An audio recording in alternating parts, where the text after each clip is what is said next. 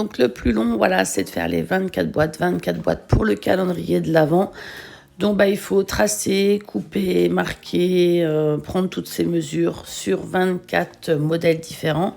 Donc moi j'ai utilisé du papier à motif et du papier blanc pour pouvoir faire un petit rythme de couleur dans mon calendrier de l'Avent.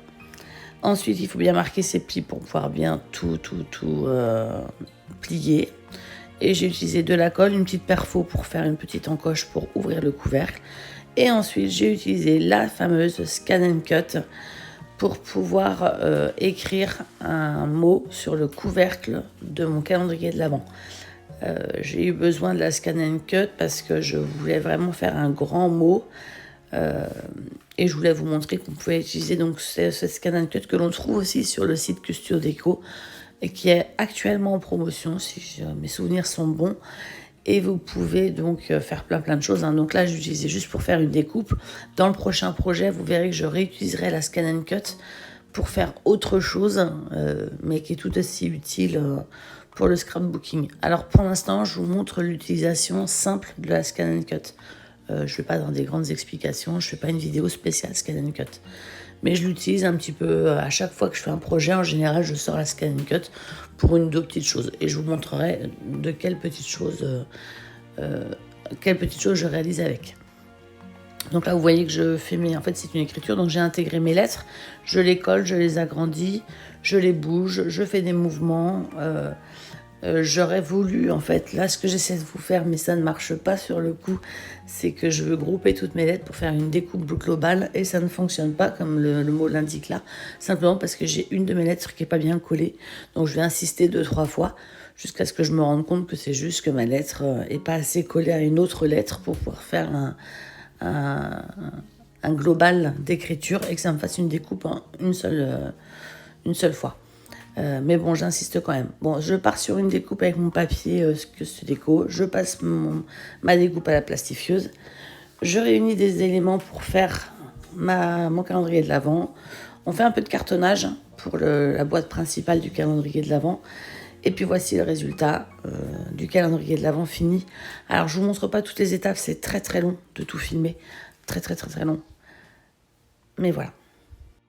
Donc sur cette box, vous avez des petites découpes qui ont été faites donc avec la grande matrice de découpe du kit, les dice cut, beaucoup de petits dice cut, d'accord. D'ailleurs, du grand sachet de l'autre dice cut où il y en a 112 ou 113 de dice cut dans le sachet. Ensuite, le tout donc sur une feuille transparente parce que c'est vraiment ce que j'avais envie de faire. Jouer sur la transparence, c'était vraiment mon kiff sur cette boîte. Vous voyez là, je viens de vous montrer la matrice de découpe avec laquelle ça a été réalisé. Mais vraiment, c'est vrai que la transparence, je trouvais ça très joli avec cette gamme de produits. Oui, vous avez vu les dice cut, je les ai mis donc dans la petite boîte offerte par Custio Déco lors de mon achat. Je trouve, voilà, c'était aussi un petit clin d'œil. Autant utiliser ce qu'on nous offre, c'est très pratique. Et donc ensuite, vous voyez bien le Noël qui a été donc fait à la Scan & Cut, qui a été donc recouvert avec un plastifiant. J'ai ensuite marqué les plis de mon couvercle pour pouvoir les adapter à mon calendrier de l'Avent. Et ensuite, j'ai quand même remis aussi quelques petites étoiles à gauche, à droite pour pouvoir agrémenter le couvercle. Sur chacune des boîtes, je suis venue donc coller des petits embellissements. Donc j'ai utilisé pour ça la planche de Puffy Sticker que pourtant à l'achat je me suis dit mais c'est tout petit, qu'est-ce que je vais en faire, et finalement ça se porte très bien sur cette petite boîte du calendrier de l'Avent. J'ai également utilisé donc la planche de numéros. Il y avait les numéros que j'avais également commandés. Donc j'en ai utilisé donc les deux planches. Il y a 4 planches dans un sachet. J'en ai utilisé 2 planches. Certaines j'ai utilisé l'étiquette ronde entière, d'autres que j'ai redécoupées.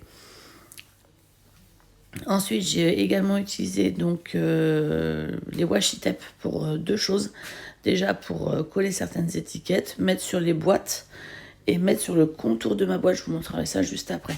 Donc les washi tape, il y en avait 2 dans la commande. Il y avait le washi tape à pois bleu, vous voyez, c'est le washi tape du contour que j'ai mis partout pour que ce soit propre.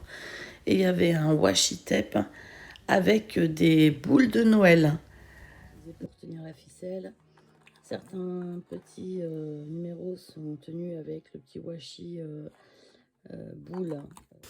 Donc voilà pour le calendrier de l'Avent,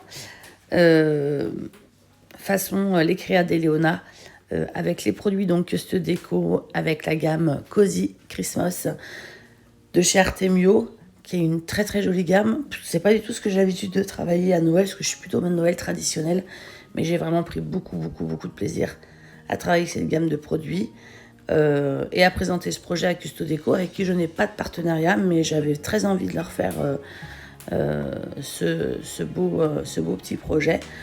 Après voilà, le projet est terminé.